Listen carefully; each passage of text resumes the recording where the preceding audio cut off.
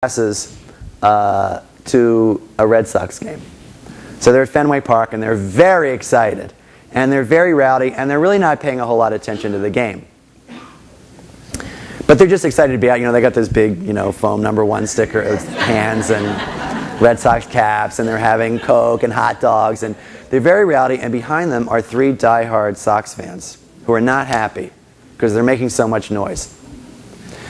So the one diehard Sox fan says loudly, so the sisters can hear it, "I think I'm going to move a few seats back where there's probably only 10 nuns.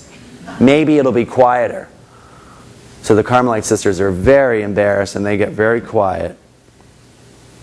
And then a couple minutes later they forget and they're getting noisy again and they're having fun and they're playing and they're looking at their big fingers and they're eating hot dogs and having fun. And the second diehard Sox fan says, "I think I'm going to go to the expensive seats where there's probably only 5 nuns there." So they feel bad and they get quiet. And they're trying to be quiet. And then, a couple minutes later they get rowdy again and they're having fun and everything and woo, and they're having a good time. Finally, the third diehard fan says very loudly, "I think I'm going to move to the box seats where there's probably only 1 nun there." And the nun turns around and says, "I got an idea where you can go. Why don't you go to hell? There's no nuns there."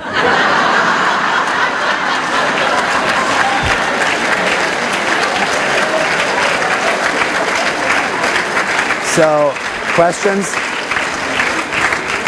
Questions? I think you can come up and ask questions if you want. You can shout them out and I can repeat them. No, I'm sure there are definitely comments. Here comes one. No, she's leaving. Yes. Sure, why don't you come Sure, why not?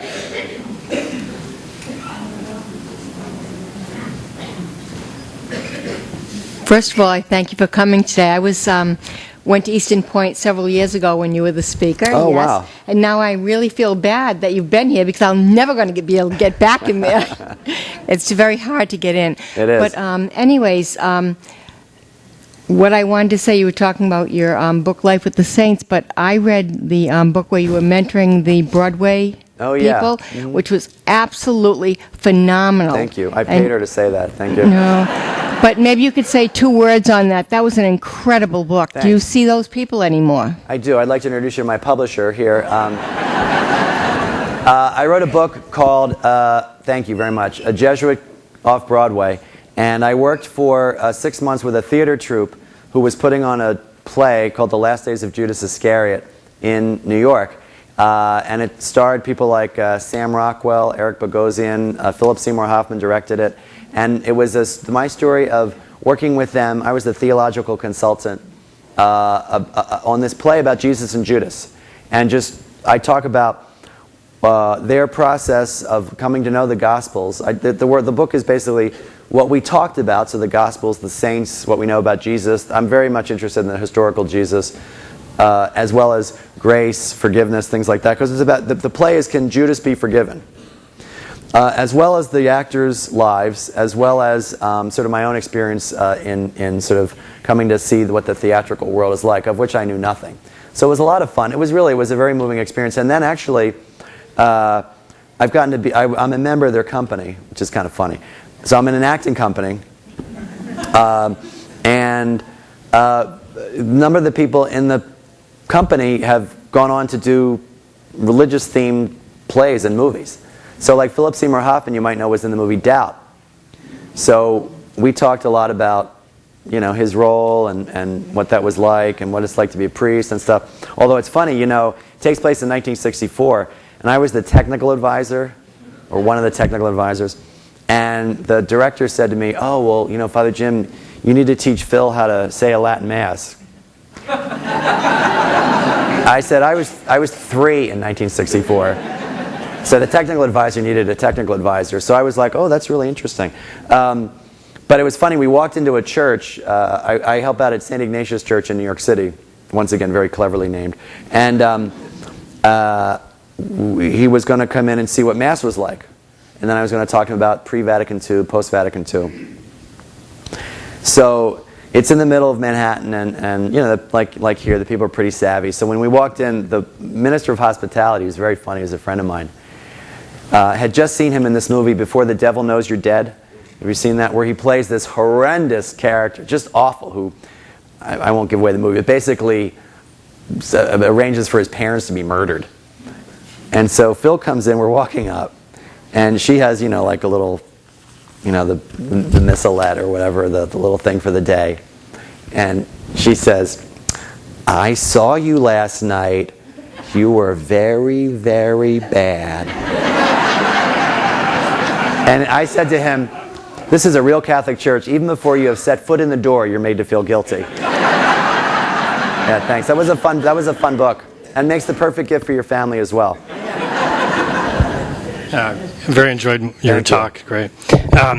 A number of years ago, I was in another country where the people I was staying with weren't Christian, and they'd read a book in which they were asking me about, where the book presupposed that all humor required that you were making fun of someone in essence. Yeah.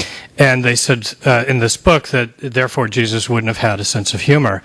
And they asked me about it, and I was saying, well, humor is innately human, and Jesus was in part innately human. So, but I was curious to maybe how would you have responded to that? Well, I'm glad you brought that up, because I think two things I wanted to say that I probably shouldn't have. I'm not advocating, and I know you're not saying this, I'm not advocating a kind of mindless, don't worry, be happy. I mean, clearly, you get sick, people die, sex abuse. I mean, the Gulf spill.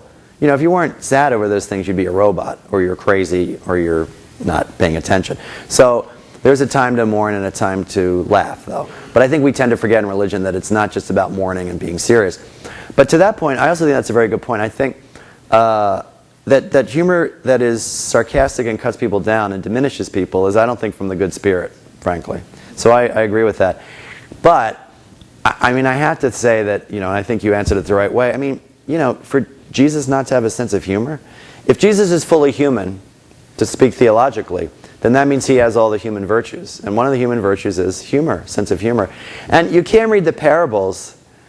Some of those parables are pretty funny. And the way he talks to the disciples is funny.